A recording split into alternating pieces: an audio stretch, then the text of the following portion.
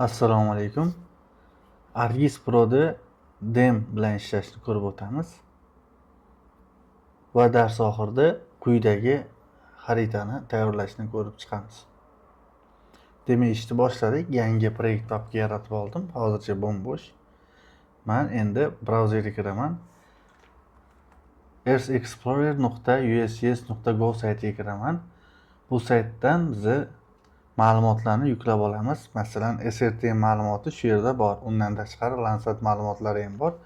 Kimgadir shu narsa qiziq bo'ladigan bo'lsa, Geoinfo'ni YouTube kanalida, demak, playlistga kiradigan bo'lsak, ArcMap Landsat 8 nomli video darslar seriyasi bor. Earth Explorer saytidan ro'yxatdan o'tish va kosmik suratlarni yuklash bor. Shularni bir ko'rsanglar bo'ladi. Demak, mana men login qilganman. Demak, birorta hududni yaqinlashtiramiz. Taxminan mana shu hudud bizga kerak bo'ladi. Markazrog'ini olaman. Demak, use map deyman. Menga shu hudud bo'yicha kerak. Va datasetning ichida digital elevation, bu yerda SRTM tanlaymiz birinchisini. Buni ustiga bosadigan bo'lsak, ushbu ma'lumotlar to'plami haqida ma'lumot berilgan bo'ladi. Demak, tanladik va resultga bosaman. Ozgina kutamiz.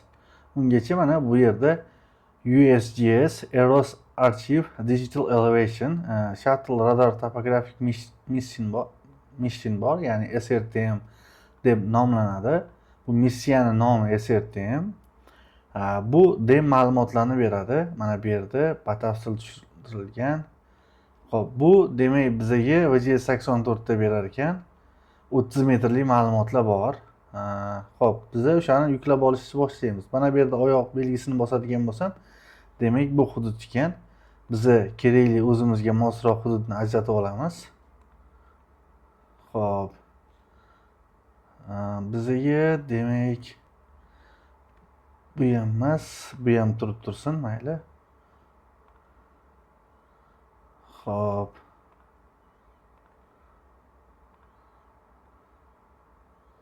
Demak, mana shu atrofdan 2 ta, 3 tasini olishga harakat qilamiz. Demak, mana shu ikkalasi. Xo'p.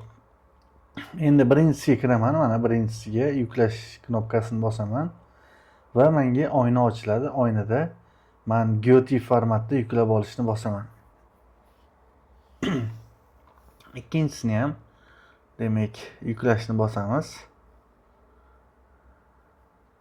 Mana GeoTIFF. Bular yuklab bo'lguncha men tumanlar chegarasini yuklab turaman. Tumanlar chegarasi sizlarda bo'lishi kerak. Uni internetdan topib olish haqida videolar ham bor edi.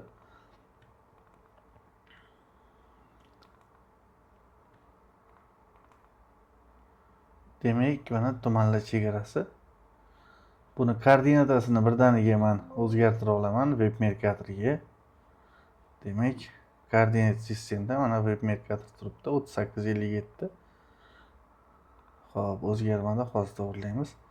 Va chegaralarni ham to'g'rilab olaman. Demak, chegaralar qizil rangda. Qaytamiz boshqatdan mapni koordinatasini o'zgartiramiz. Demak, web merkator mana. Va biz boyaga yuklab olayotgandik, bittasi tushdi. Men shuni to'g'ridan-to'g'ri Argis Pro'da ochaman. Demak, Argis Pro'ga tashlab olamiz.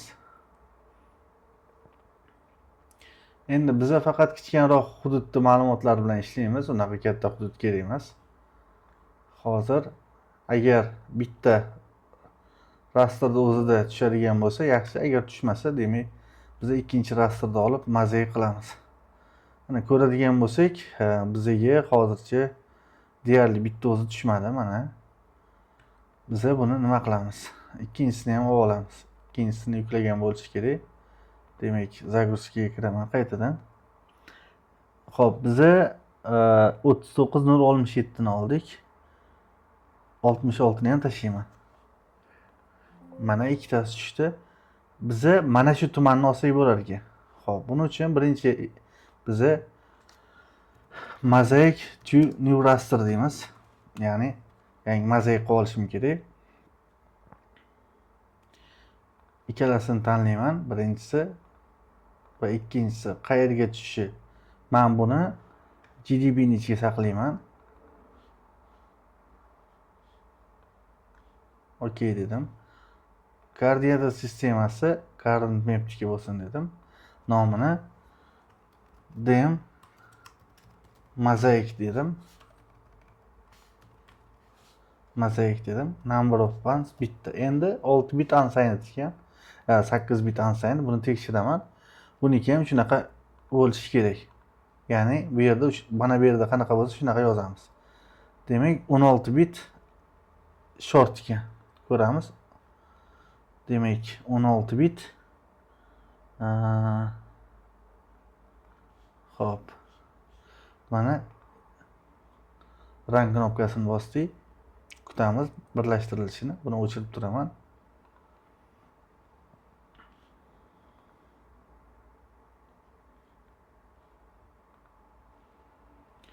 Xo'p, mana bizga bitta qilib berdi. Endi klip qilib kelsa olishim kerak.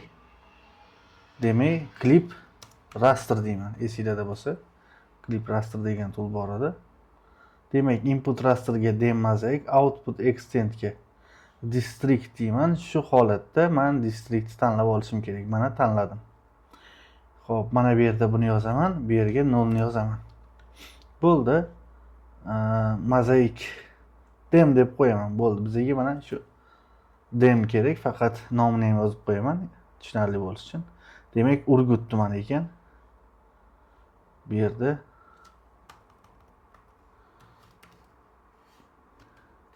Urgut pastqizcha dem deb yozib qo'ydim. Run knopkasini bosamiz. Buni ham o'chirib turamiz. Va shu tumanni ham birdaniga men eksport qilib olaman. Demak, data export features qilamiz. Bu yerda biz border deymiz.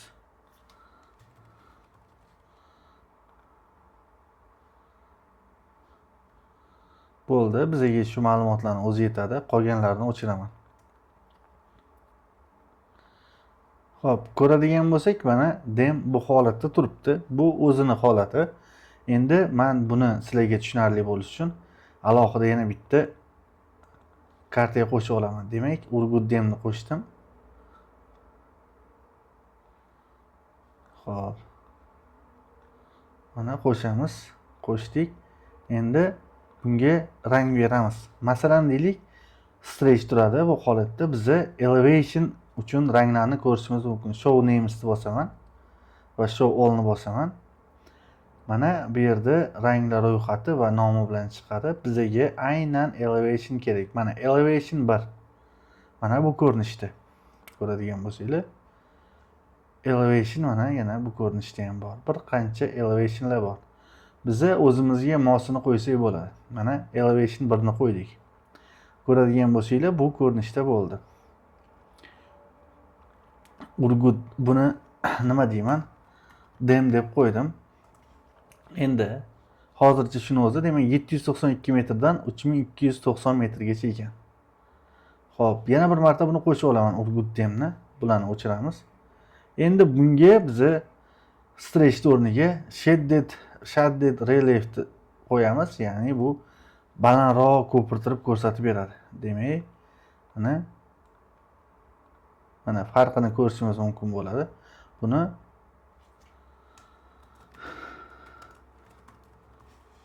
relief dedim. Shaded relief dedim. Mana ko'radigan bo'lsak, ancha bo'rttirib ko'rsatilgan. Xo'p. Endi bize mana bu yerda imagery degan joyi bor edi. Imagerydan raster functionga kirib olamiz. Raster functionlarning ichida bizga demak surface degan joyi bor. Shu orqali mana aspektni chiqarib ko'ramiz. Aspekt hozir nimaligini sizlarga tushuntiraman. Demak, mana demni oldim, Urgut demni. Create new layer deydigan bo'lsam, xo'p, failed dedi. Ko'ramiz nima xato bo'lganini. Nima xatolik bo'lganini aytmadi. Xo'p. Demak, bulardan chiqib turaman. Ko'payib ketib qoldi. Bizga mana raster function aspektda ishlamadi. Buni Urgut dem bo'yicha yana create new layer qilib ko'raman. Ba'zi holatlarda dasturlarimizda muammo bo'lishi mumkin. Demak, aspekt mana bu ko'rinishda, bunda soyalar usulida balandlikni ko'rsatib bergan. Ko'rishimiz mumkin. Endi buni aspekt deyman. Xo'p, bu yerda -1 dan 360 gacha gradusda ko'rsatilgan. Masalan deylik, mana bu joy juda to'q. Buni biza map orqali mana Explorer'ni tanlab turib bosadigan bo'lsak, shu hududimiz borderni pastga tushiraman.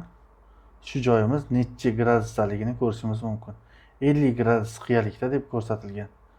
Masalan, mana eng tepa joylari bular 321 gradus deb ko'rsatgan. Ya'ni bu juda qirrali joylar. Umuman uzoqdan bundoq ko'radigan bo'lsak, bizada ko'rinib turibdi. Endi biza aspektni oldik, slope chiqarib ko'ramiz. Xo'p, slope uchun mana bu yerda biza Urgut demni tanlaymiz. Z faktor 1 turadi hozircha. Demak, slope'ni ham tanlaymiz. Xo'p, slope'da o'sha 0 dan 90 gradusgacha bo'lgan joylarni ko'rsatib beradi. Lekin bu ArcGIS Pro'da sal yaxshiroq chiqarmaydi. Buni hozircha o'chirib turamiz va buni slope deb qo'yamiz.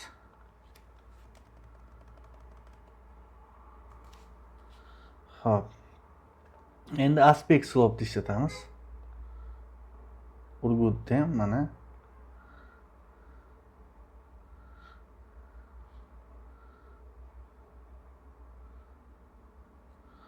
Xo'p, kutamiz buni ham. Mana aspect slope'da 19 gradusdan 48 gradusgacha ko'rsatgan.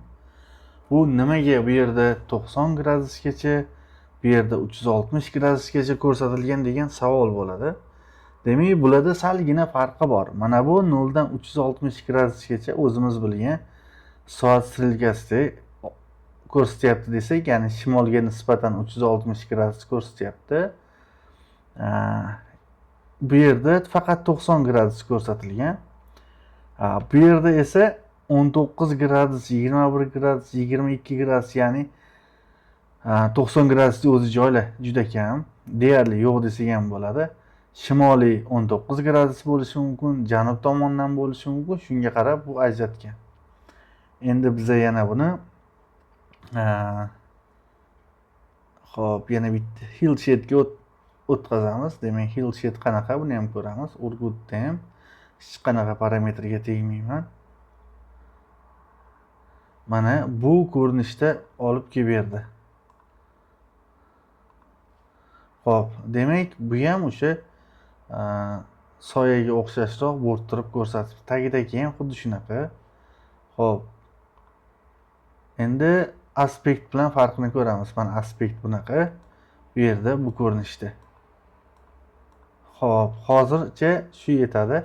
Biz yana bitta hillshade chiqarib ko'ramiz. Buni Z faktorda 5 deb ko'rsataman. Hozircha buni keyin ko'ramiz yana. Demak,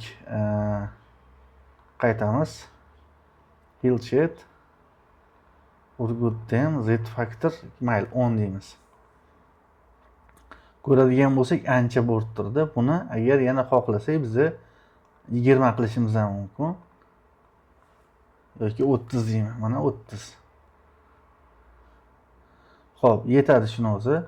Endi biz shu bo'yicha karta qilishimiz kerak. Birinchi oddiy mana dem kartani o'zini chiqarib ko'ramiz. Xo'p, mana bizda hammasi tayyor dedik. Saqlanib qildim. Base mapni o'chiraman. Mana bizga borderimiz bor ekan. Borderni qalinroq qilamiz. Xo'p, bu ko'rinishda. Va shaded relief bu ko'rinishda. Biz faqat hozircha buni vizualizatsiya qilib ko'ramiz. Birinchisi insert map qildik. New layout. Bu yerda bizga A4 format yetadi. Albumdan foydalanamiz. Xo'p, endi map frame dan boshlaymiz. Mana biz map frame yaratib olamiz. Xo'p. Endi map frame'da bize mana bu zoom tool'ga qo'ysak, buni ham sichqonchani o'ng tomonini bosib zoom tool'as active map'ga kiramiz. Mana demimiz bu ko'rinishda ekan. Tezroq bo'ligi, demak, yozib qo'shamiz mana bu yerdan. Urgut tumani balandlik xaritasi dedim mana. Xo'p, buni ustiga 2 marta bosaman. Demak, text simvolga o'tamiz. Text simvolimiz qalinroq qilishimiz kerak, ya'ni kattaroq. Misol uchun 24. Bold. Text case lower. Olib boradi. Position unchalik shart emas. Bu yerdagi positionni olamiz, o'rtadan chiqsin deymiz. Mana Urgut tumani balandlik kartasi. Xo'p, 24 kattalik qildi, 20 ga qaytaramiz. 16 ekan. Xo'p, 16 yo'q, 16 ko'p kichkina, 18 qo'yamiz. Endi buni to'g'rilaymiz. Mana bundoq.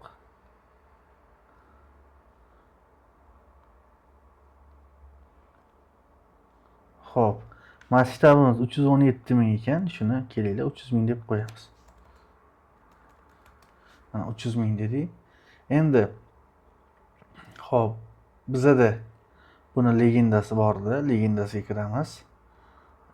Bu mana stretch usulda turibdi. Endi xuddi shunaqa legendani chiqaramiz. Mana buni tanlaymiz yoki more'ga bosib ko'ramiz. More'da nimalar bor ekan? Xo'p, faqat shularning o'zi ekan. Hozircha yetadi, mayli. Legend dedik. Mana legend 1 ni qo'shamiz. Mana shu yerdan. Mana shartli belgilarni chiqardik. Endi bunga kirdik. Bu yerda biza shartli belgilar deymiz.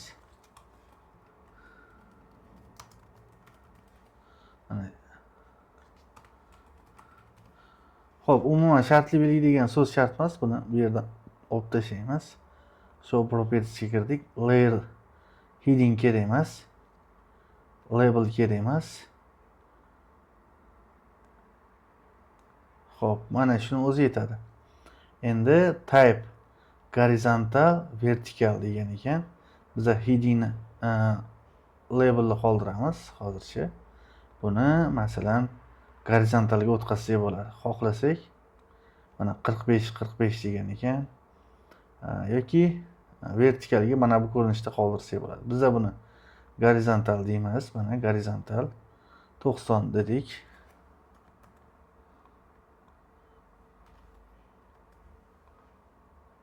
Mana 90 ga 90 qoldirdik. Yoki 0 deyishimiz mumkin buni. Mana bu ko'rinishda bo'ldi.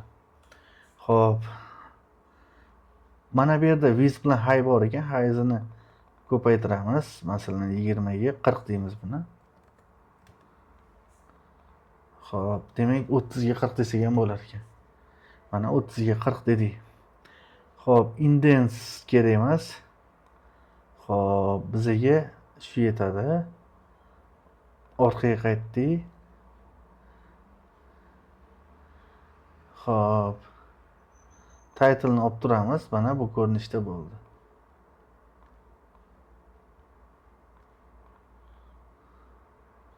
Endi mana bu yerda dem degan so'z bor. Agar mana shu shartli belgi biza uchun ma'qul bo'ladigan bo'lsa, demak kattalashtiraman. Yo'q, o'zim joyiga qaytarar ekanman. Xo'p, buni o'zi qoladi. Bunga nima qilamiz? Mana bu yerdan biza border qo'shamiz. Demak, birga 1 deymizda kulrang rangda border qo'shdik mana bu ko'rinishda. Endi 1 ga 1 o'xshamadi, 2 ga 2 deymiz. Buni sal kengaytiramiz. Xo'p, mana 2 ga 2 joy tashlandi. Endi backgroundga oq rangni tanlaymiz.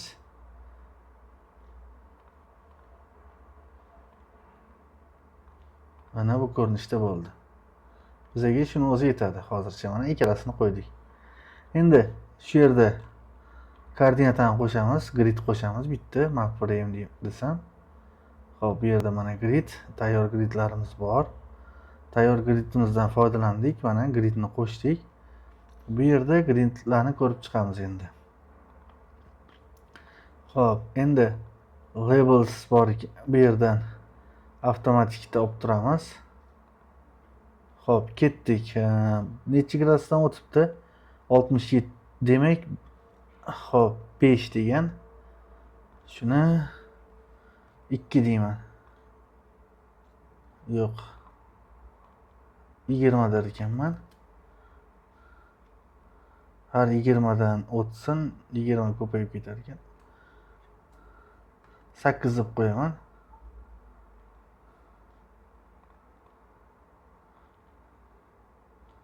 Xo'p, buni u chiziqda olib turamiz. Kichkina mana bu chiziqchalar bizga kerak emas.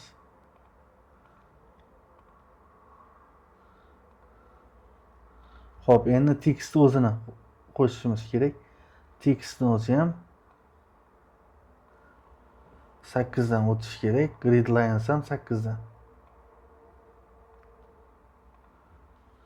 Xo'p, mana bizga bu ko'rinishda bo'ldi. Xo'p, endi net line degan joy bor. Grid boundary degan joy bor.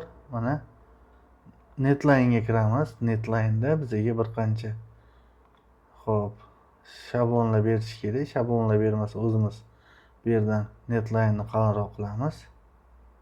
Masalan, 2 point, 3 point deymiz. Bizda chegaramiz qalinroq bo'ldi. Xo'p.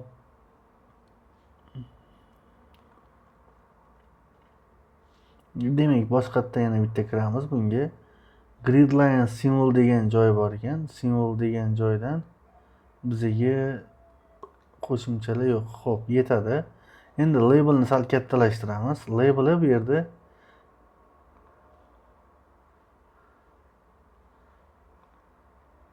o'n deymiz.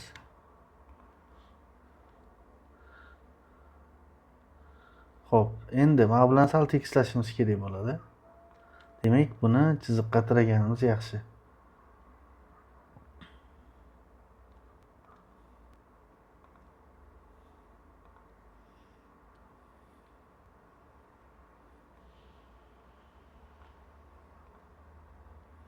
Xo'p, rangini qoraga to'g'rilar ekanmiz.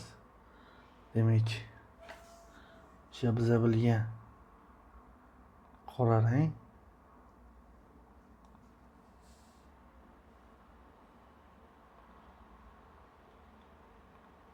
Mana qoraga to'g'riladik. Mana buni masalasini yopdik. Xo'p, faqat mana bu yerda ko'radigan bo'lsak, ozgina ochiq joy bor. Buni ham shuning uchun 2 ga 2 deyishimiz kerak. Mana 2 ga 2 dedik. Buni ozgina mana bu yerda kamchiligi bor ekan. Suramiz.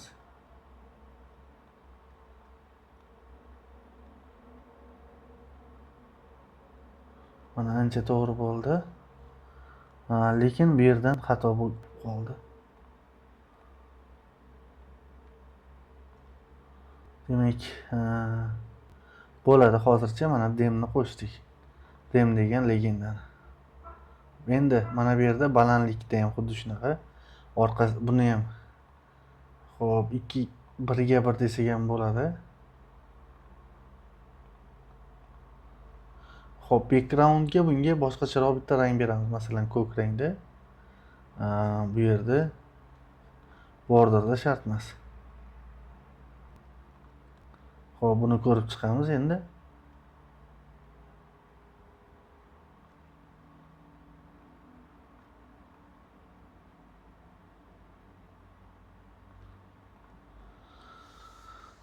Mana Urgut tumani balandlik kartasi, mayli bunga ham biza bundoq qilib qora rang berib qo'yishimiz mumkin bo'ladi.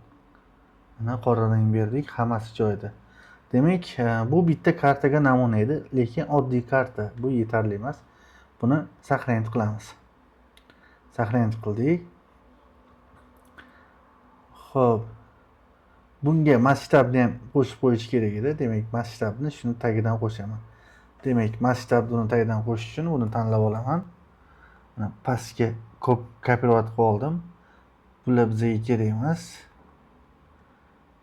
Bunga oq deyman mana.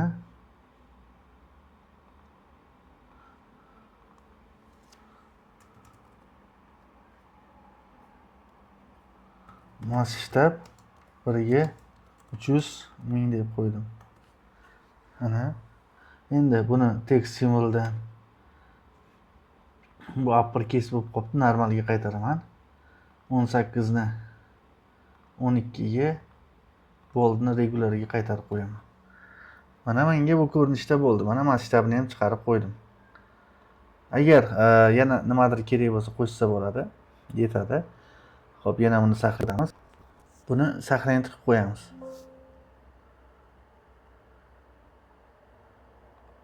Demak, export layout WebJPEG tanlayman.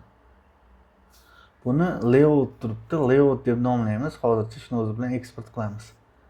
Xo'p, keyin oxirida ko'ramiz. Demak, endi bizda qaranglar, mana bu yerda layoutslar bor. Buni men bitta saqlanib qolgan ekanman. Duplicate deyman. Duplicate desam, menga bu layout 2 ni beradi. Endi layout 1 da to'g'rirog'i. Endi bu layout 1 da ochib olaman. Shunda men ikkinchi xil variantni ham tayyorlab ko'rmoqchiman.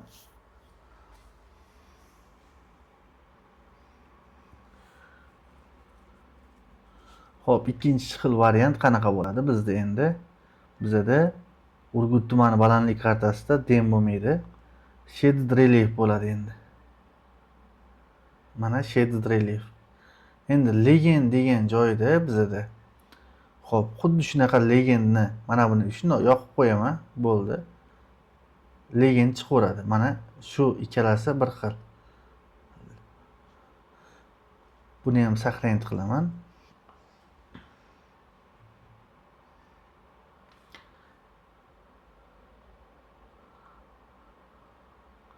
Xo'p, WebJPEG ga o'tamiz. Layout 1 dedim, eksport qildik. Bu eng sodda dem kartani tayyorlash yo'llaridan.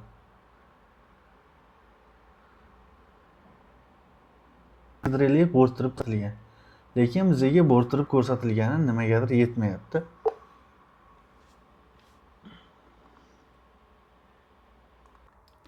Biz o'zimiz shuni qanaqa bo'rttirish yo'llarini ko'rishimiz kerak. Demak, bu layoutni 3-sini olaman endi. Mana layout deyman. Xuddi shunaqa buni duplicate qilaman. Shunda layout 2 bo'ladi. Layout 2 ni endi ochib olaman. Xo'p, layout 2 da nima qilamiz?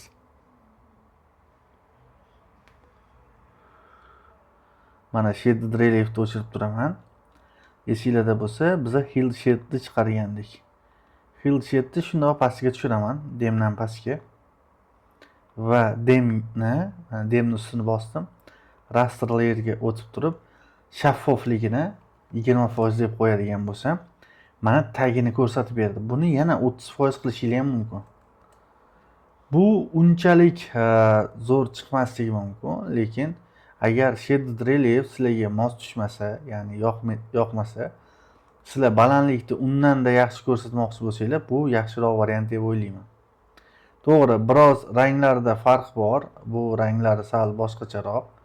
Kelinglar ranglarni, buni o'zini shaded reliefnikini chiqarib ko'ramiz. Men buni ustiga bosaman.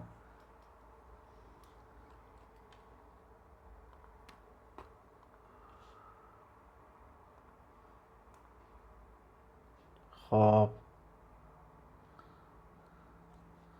Biz xuddi shunaqa legendni chiqarib ko'ramiz.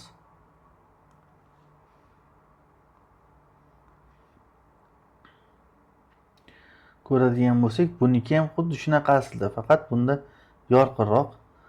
Demak, bu hozircha kerak emas.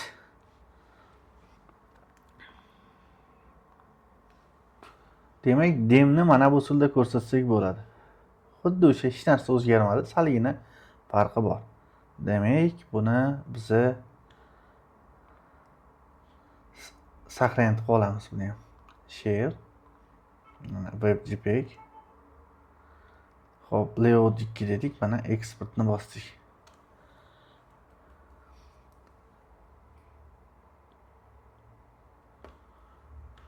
Endi papkamizga qaytamiz.